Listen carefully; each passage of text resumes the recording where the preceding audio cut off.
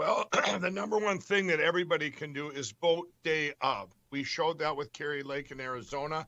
You need to vote the same day. Everything else, we're going to be watching the algorithms. We'll be watching the polling, the good pollers, not the ones that are lying, so that they can do the steal. But we can overrun the algorithms. Everybody has to get out and vote. Everybody, you know. Despite the absence of evidence of misconduct by Dominion Voting, Mike Lindell just will not drop his conspiracy.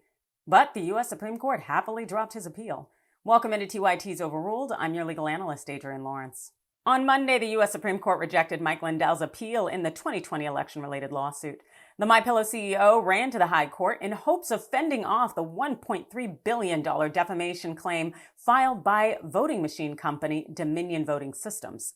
As you may recall, Dominion Voting had sued Lindell and MyPillow in February of 2021, claiming that the CEO purposefully pushed the big lie that Trump won the 2020 presidential election, in part because Dominion voting machines manipulated vote counts. In his petition to the U.S. Supreme Court, Lindell argued this.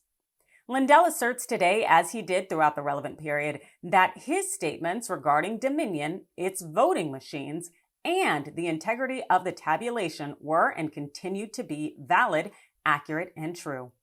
Of course, there's been no evidence to support Lindell's many lies about Dominion voting. As a result of the Supreme Court justices deciding not to hear Lindell's case, well, it affirms a federal court's decision to allow the case to move forward. Translation: Dominion can go after Mike Lindell for lying on their name without issue. This adds to the many legal woes Lindell is facing, as last month the FBI seized the MyPillow CEO's cell phone in an investigation. This per Forbes. The investigation stems from an alleged breach of election equipment last year in Mesa County, Colorado, in which data from the county's voting machines was allegedly copied and shared online as part of a broader effort on the far right to prove fraud in the 2020 presidential election, which there is no evidence to support. It's not clear yet whether Lindell is a target of that investigation or merely a source of information. But despite his legal issues and losses, Lindell still has the full support of his sovereign leader, Donald Trump. The former president made his support of Mr. Lindell very clear at this recent Save America conference. He's the single greatest commercial buyer, but I have heard you're doing great. I have heard that patriots are buying those pillows, and they're very good. And everything else.